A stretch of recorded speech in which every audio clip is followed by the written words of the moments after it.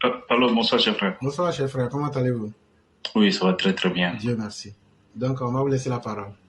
Merci beaucoup, cher frère. Merci à Sunyata, merci à tous les intervenants. Bonsoir à tous et à toutes. Donc, cher Aîné, ce que je comptais dire aujourd'hui, c'était par rapport aux différents niveaux verts et numéros verts. Il faudrait que nos populations aujourd'hui sachent que le numéro vert, là, aujourd'hui, ça peut être aujourd'hui un indice ou bien une unité de mesure d'un pays qui est peut-être en voie de développement ou bien un pays qui est en train de se développer. Parce que quand on prend un pays comme la France, il suffit juste d'appeler le 15, tu ne vas même pas passer 10 minutes au téléphone, il y a une personne qui va te répondre. Il suffit juste d'appeler le numéro vert qui t'amène directement chez la police française, il y a une personne qui va te répondre rapidement. Il suffit d'appeler le 911 aux États-Unis, je ne sais pas combien de temps que cela prend, mais je parie que c'est rapide. Donc, quand le docteur, le guide bâtisseur, Alassane Ouattara aujourd'hui, il est en train de mettre tout ça en place pour les Ivoiriens, et que des gens sont embauchés pour pouvoir répondre juste à l'appel téléphonique là, prennent plus de 30 minutes avant de te répondre, cela veut dire qu'on n'est même pas en voie même de développement. Ça veut dire qu'on est encore en retard sur le plan mental, sur le plan psychologique, sur le plan même, je ne sais pas comment dire ça chez René, mais c'est-à-dire qu'on a encore des personnes qui sont encore dans ce sale comportement, des paresseux qui étaient dans les quartiers et par la bénédiction d'un parent, ils sont allés occuper ces postes-là. Mais ce n'est pas comme ça qu'on aide un pays. Dans un pays, c'est les citoyens qui donnent de la valeur au pays. Mais c'est des personnes qui sont recrutées pour faire un travail. On te demande juste de décrocher pour dire allô et tu transfères ça peut-être à l'unité qui est spécialisée dans dans l'intervention qu'il faut faire. Mais des gens sont là en train de rien faire. Donc, ce que je comptais dire à nos populations tout simplement, aujourd'hui nos populations doivent être dans la action-réaction. Surtout envers leurs élus locaux. Parce que moi, je n'arrive pas à comprendre une chose, Sérénie. Jusqu'au 21e siècle, là, comment une poubelle dans une commune peut déborder jusqu'à aller sur une route. Et ça ne gêne aucun élu local. Ça ne gêne aucun adjoint au maire. Ça ne gêne aucun policier municipal. Vous passez toujours dans cet endroit-là, mais vous, ça ne vous gêne pas. C'est pour cela, moi, j'ai dit, effectivement, on va appeler les numéros verts. Oui, mais il faudrait que la population doit s'inscrire dans action-réaction. Une poubelle qui déborde, la poubelle, là, vous la ramassez, vous partez jeter ça à la mairie. Et quand ça va déborder à la mairie, là-bas, ils vont voir s'ils vont ramasser ou bien pas ramasser. S'il y a un caniveau qui est rempli et que vous avez fait le nécessaire auprès de la mairie, vous avez appelé le sang, il n'y a pas de réaction, vous videz le caniveau là, vous partez déposer ça devant la mairie. Et si vous-même vous connaissez sur le maire, vous partez déposer ça devant la porte du maire. C'est là que ceux-là, ils vont prendre au sérieux les différentes populations. Le maire lui-même, quand il est assis dans son bureau là, quand sa poubelle là où il prend les papiers froissés puis il jette là, quand cette poubelle est remplie là, est-ce que le maire lui-même, peut-être, il n'attend même pas quelqu'un pour prendre cette poubelle-là pour aller jeter? Et puis en plus, il y a des gens qui sont au sein de la mairie pour faire le ménage. Ils viennent chaque matin vider leur poubelle. Mais pourquoi vous, étant population, là, il ne peut pas aller vider votre poubelle et puis vous laisser comme ça? Il est temps aujourd'hui pour cette population aujourd'hui de se faire respecter. Si aujourd'hui le président de la République aujourd'hui il a des difficultés à faire avancer les choses, c'est parce que cette population-là même, elle est hypocrite. Elle est hypocrite, elle ne facilite pas le travail au président de la République. Le président de la République fait énormément de subventions sur les produits de première nécessité. Mais les gens continuent toujours de vendre ça à des prix exorbitants. On a mis des numéros verts pour vous, rien, personne n'appelle. Mais vous voulez finalement que le président de la République fasse quoi? Vous voulez qu'il fasse quoi finalement? Parce que lui, sa capacité, ce qu'il sait faire là, c'est de mobiliser l'argent. L'argent est là, tout est là. On a besoin aujourd'hui d'une population qui va soutenir ce président de la République là dans ses actions en dénonçant les choses. Heureusement, il y a cette plateforme éclairée pro vérité là qui est là. Hein. Sinon, moi, je me demande même qu'elle est devenue la Côte d'Ivoire. C'est-à-dire qu'on aura pour, à la tête de l'État, un chef, une personne d'une dimension pas possible, mais qui a des moutons en dessous de lui. Donc vraiment, moi, il me demande même si nos populations aiment le président Alassane Dramane Ouattara. Je me demande réellement s'ils aiment ce président-là. Parce que ceux qui aiment réellement ce président-là, c'est des personnes comme vous, chers aînés, c'est des personnes comme les élèves de la classe, qui sont là jour et nuit, en train de dénoncer, sans demander 5 francs au gouvernement. Parce qu'on a l'amour du docteur Alassane Dramane Ouattara. Vous-même qui vivez dans des situations inhumaines, vous n'avez même pas le courage de vous déterminer. On ne vous demande pas d'aller tout casser. On ne vous demande pas d'insulter tout le monde. Mais c'est inadmissible que des gens profitent de vous comme ça. Ils se mettent beaucoup d'argent dans la poche. Et on vous laisse vivre dans des quartiers comme des porcs. Pendant ce temps, ils reçoivent de l'argent. Et ils ne font pas le boulot.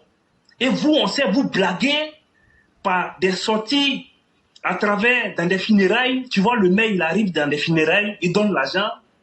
Les gens vont dire, le maire, il m'a aidé. Quand ma mère est décédée, c'est lui qui a donné 1 million pour le cercueil. Le maire, il vient dans un quartier. Non, au nom du maire, le maire aujourd'hui, puisqu'il sait, dans ses calculs, dans 2 ans, il y a les élections municipales. Donc lui, il vient, il commence à financer les tournois de Maracana, les trucs de distraction. Et une telle population mord à la maison, il devient maire encore. Et il ne fait même pas son boulot parce qu'il sait psychologiquement comment vous avoir. On vous a dit que le docteur Alassane Dramane Ouattara a envie de voir des militants moutons comme ça en train d'aller voter pour lui. Donc, cher René, on salue l'action qu'a posée le gouvernement. On salue l'action qu'a posée le gouvernement. Mais le gouvernement va beau faire les choses comme il se doit. S'il n'y a pas une population responsable, le gouvernement va toujours être victime de ces mauvais travaux dans les communes, de ces chantiers en un point fini qui ne font que être revus à la hausse tout le temps, parce que le gouvernement n'a pas en face une population responsable. Maintenant, cher aîné, pour terminer rapidement, ce que je comptais dire sur l'affaire Soro-Wiom, comme le disait le roi du printemps, c'est une leçon de vie. C'est vraiment une leçon de vie. En toute sincérité, hein, Soro-Wiom à la tête de l'Assemblée nationale, en réalité, c'est quelqu'un qui ne mérite pas d'être là-bas. C'est quelqu'un qui ne méritait même pas d'être président de l'Assemblée nationale. C'est quelqu'un qui ne méritait même pas d'être ministre. Même être maire, même Soro-Wiom ne mérite pas d'être un maire. Soro-Wiom mérite d'être un instituteur. C'est tout. C'est quelqu'un qui a gravi les échelons. Tout le monde connaît l'histoire de Soro-Wiom. Mais finalement, ce qu'il retient de son histoire, c'est ce qu'on appelle la malédiction. C'est-à-dire que tu n'as aucun diplôme. Les circonstances de la vie ont fait que tu as atteint des postes de responsabilité. Et aujourd'hui, tu te lèves parce que à ton si jeune âge, tu as eu des fonctions de responsabilité, donc aujourd'hui tu veux devenir président de la République. Et on manque de respect à un monsieur comme Alassane Dramane Ouattara. Si ce n'est pas la malédiction, ce sera quoi? Regardez aujourd'hui comment il est devenu. Je te le jure, même un fou qui mange dans la poubelle est mieux que Soro-Wiom aujourd'hui. Moi, ce monsieur-là, j'ai jamais eu pitié de ce monsieur-là. Raison pour laquelle, quand je vois certains militants du RHDP en train de dire qu'il y a pitié de Soro-Wiom, moi je trouve que ce militant-là, c'est un militant hypocrite, c'est un militant même qui ne mérite même pas d'être un militant RHDP. Quand on prend le bilan de Soro-Wiom à la tête de tous les différents ministères qu'il est passé, qui peut me faire le bilan de Soro-Wiom? Qu'est-ce qu'il a fait de concret? Qu'est-ce qu'il a fait qui a marqué les Ivoiriens? Moi, je me dis, la vie est simple, hein, cher aîné.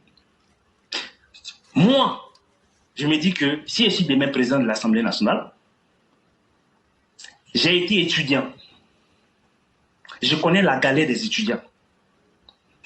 J'ai travaillé dans un secteur en Côte d'Ivoire, le secteur de l'automobile. Je suis au président de l'Assemblée nationale. Je vais quand même voter des lois pour l'amélioration des conditions ou bien créer, pour mettre des projets de loi pour que les choses puissent se faire correctement dans le secteur que je maîtrise. Est-ce que Soro n'a pas été à la tête de la FESI? Est-ce que Soro ne connaissait pas les réalités que vivaient les différents étudiants ivoiriens? Il était président de l'Assemblée nationale. Qu'est-ce que Soro a fait pour les étudiants de Côte d'Ivoire en votant une loi? Rien. Avec ça, ils vont nous dire aujourd'hui que lui-là, il peut être demain président de la République de la Côte d'Ivoire. Ça veut dire que peut-être, ils ont tué tous les Ivoiriens en Côte d'Ivoire pour qu'on parte voter ce monsieur-là. Il ne mérite même pas, moi, c'est ce qu'il a toujours dit. Monsieur le Président, s'il a la possibilité de prendre un décret pour dire que dans la ville de la Côte d'Ivoire, ça a été une erreur de casting que Soro soit à la tête de l'Assemblée nationale, qu'il soit Premier ministre. Sa photo qui est à l'Assemblée nationale, n'ont qu'à enlever. Sa photo qui est à la primature, là, on enlève. Parce que, Monsieur le Président, vous, en tant que premier ministre de la Côte d'Ivoire, quand on rentre à l'Assemblée, à la primature, on voit votre photo et ainsi qu'on voit les personnes qui vous ont précédé. Donc, voir Soro son visage là-bas, là, Monsieur le Président, c'est vous salir. Donc, il faudra qu'on enlève sa photo. Soro il mérite ce qu'il a où il est aujourd'hui là. Cher aîné, vous l'avez dit. Soro en réalité, il allait se mettre en garant dans les différents pays putschistes là. Et tu lui dis, peut-être il y a des personnes qui ne s'en rendent pas compte. Ce sont les mêmes putschistes là qui vont attacher Soro pour l'amener à Abidjan. Soro croyait qu'il allait déruser le fait de prendre nos soldats en otage là, que ça allait être un moyen de pression pour lui de pouvoir atteindre son objectif. Mais aujourd'hui, Soro il est utilisé aujourd'hui par les putschistes là pour atteindre des objectifs qui se sont fixés étant à la tête de ces différents États là. Ça sera, il ne faudrait pas que les Ivoiriens soient surpris que Soro soit livré par Assimi Goïta parce que le Mali a un problème de courant. Donc, c'est pour cela que je dis, il allait lui-même se mettre en garde. Cher aîné, je vais m'arrêter là pour laisser la place au dernier intervenant. Okay. Merci beaucoup. Vraiment, merci beaucoup, cher frère. Merci pour tout ce que vous avez dit. Comme tu l'as si bien fait, on redit souvent les mêmes choses, mais de différentes manières pour que les gens aussi comprennent en fonction de leur niveau. Et ce que vous avez dit au niveau de la population, là, ce que les gens ne savent pas, quand on crée les numéros verts, les SPACIA, les centres pour la bonne gouvernance et autres, ça dépend de la réaction des Ivoiriens. Parce qu'on étudie ça pour voir est-ce que les Ivoiriens, ça les a intéressés. Mais quand la conclusion, c'est que ça n'a pas intéressé les Ivoiriens, mais les gens se disent, mais finalement, voilà des gens qui ne savent pas ce qu'ils veulent. En vérité, le vrai problème de l'Ivoirien, c'est quoi? Le vrai problème de l'Ivoirien, c'est qu'il veut le bonheur, il veut la vie bonne, mais lui-même ne se pose pas la bonne question de savoir qu'est-ce que je dois faire pour que ma condition change. Et tant que quelqu'un, tu ne te poses pas cette question-là, tu ne vas jamais avoir la réponse pour aller vers ton changement. Et c'est une règle qui est infaillible. Tant que toi-même, un être humain, là, tu ne te lèves pas pour te dire, mais qu'est-ce qui fait que ma vie, là, ça ne fonctionne pas comme je veux? Tu ne trouveras pas. Et cette question, quand tu la poses, là, c'est à toi-même. Qu'est-ce qui fait que ça ne marche pas pour moi? Et il faut accepter la réponse qui va sortir. C'est que le peuple de la Côte d'Ivoire n'est pas un peuple qui veut se battre pour ses droits fondamentaux. Voyez-vous, ces politiciens que vous voyez là, ils utilisent la naïveté globale du peuple pour s'installer et puis s'enrichir et puis maintenant se moquer de vous. Et donc vous devenez des machines à produire des gens qui viennent profiter de vous et vous, ni vos avenirs ni l'avenir de vos enfants ne changent. Mais vous êtes derrière pour dire, moi, c'est tel politicien j'aime, c'est tel politicien j'aime. Bon, dans j'aime tel politicien là, si tu n'as jamais pris le temps de lui dire que toi là on t'a voté, c'est pour avoir un résultat. Sinon il y a beaucoup aujourd'hui, on aime Alassane Ouattara. Mais dès qu'Alassane Ouattara, s'il ne travaille pas là, nous on le laisse tomber sur place. Et donc, voyez-vous, est-ce que le peuple ivoirien veut copier les bons modèles? C'est ça le fond de la question.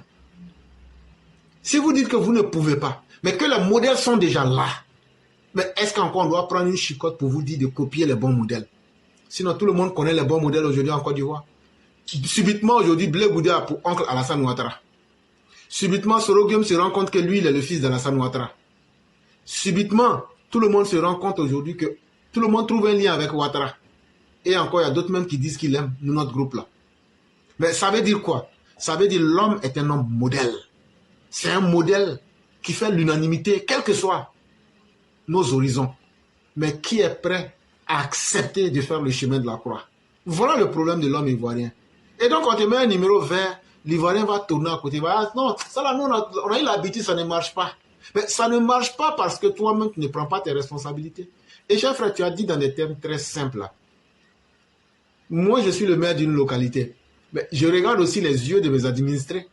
S'il y a la poubelle qui déborde chez nous, qu'on prend tranquillement cette poubelle-là, on vient déposer devant chez le maire. Devant sa porte. Mais le message, il est très fort. Voyez-vous, l'Occident que vous voyez là, l'Occident que vous voyez là, le roi Louis XIV, comment il a fini? Ils ont coupé sa tête. On l'a attrapé, on l'a mis en public, on a coupé sa tête en public pour donner une leçon aux politiciens. Si ça, c'est le grand roi même qui a fini comme ça là, demandez-vous quels étaient ses courtisans, les petits fonctionnaires de l'État, comment ils ont fini? Hey, très peu de personnes, quand vous les mettez devant la chose publique, s'il n'y a pas l'équilibre de la peur, là, l'être humain change et il devient danger. C'est comme ça. Vous ne pouvez pas mettre quelqu'un devant vous et puis vous qui l'avez mis là, vous démissionnez. La personne va devenir votre cancer. Et c'est ça, c'est dans ça que les Ivoiriens sont forts. Ah, comme on l'a élu là, il est plus fort que nous. On peut plus rien lui faire. Babo même dit ça. Que non, lui, il est un commerçant. Une fois que tu payes sa marchandise, là, lui, il t'a eu. C'est là maintenant, il va te montrer sa vraie couleur. Mais c'est faux. C'est faux. Si on avait pris des politiciens, qu'on les avait dépouillés à zéro pour leur dire, vous avez été des inutiles. Toute la Côte d'Ivoire reconnaît que vous n'avez rien apporté. On bloque tous vos comptes et on remet ça au compte des biens de la population. Tu allais voir que très peu de personnes allaient venir à la politique. Et tant que les Ivoiriens ne vont pas corriger cela, ça ne passera pas. Et les mêmes problèmes vont toujours exister. Ce ne sera pas la faute des gouvernants, quel que soit le gouvernant qui viendra. Chacun ne fera que profiter de cette situation-là. Donc, peuple lâche, situation difficile, tu vivras.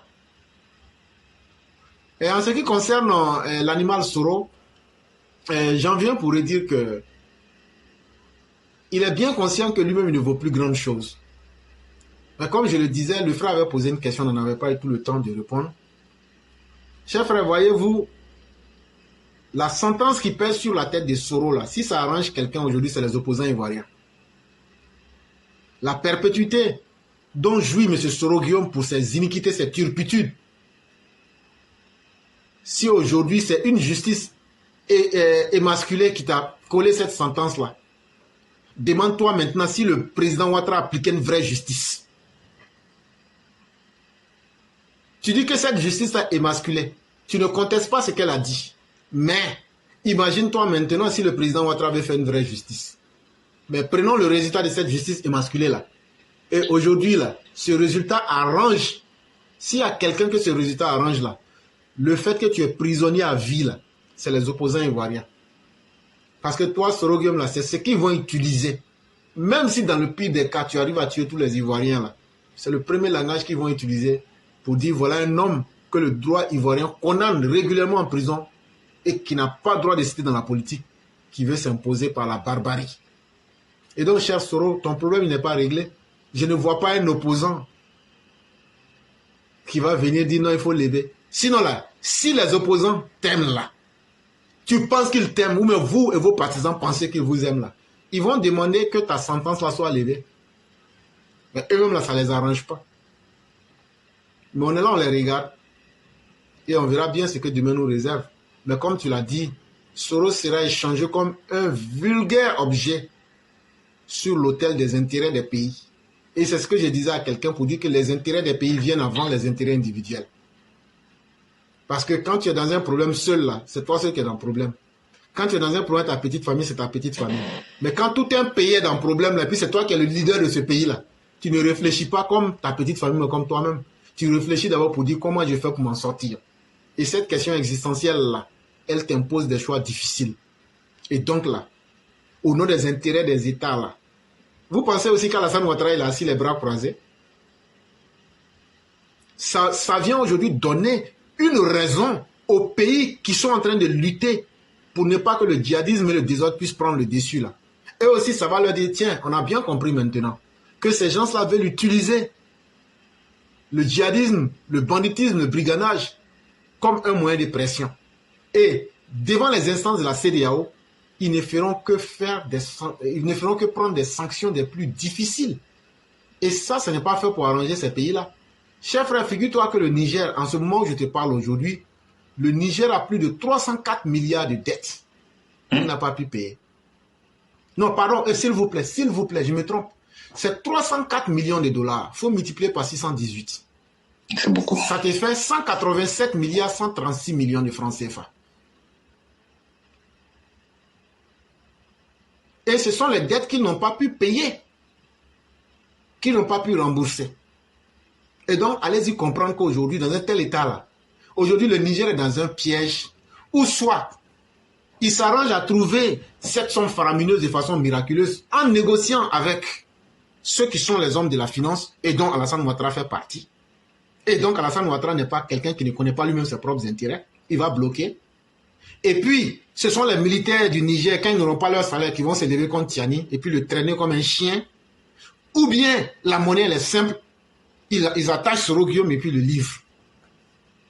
Le monde, là, c'est comme ça. Le monde, c'est comme ça. Avant les intérêts particuliers, là, chacun cherche d'abord à sauver l'intérêt de ses États. De son État, je voulais dire, en tant que pays. Et donc, nous, on est là, on regarde la situation, ça nous fait marrer souvent.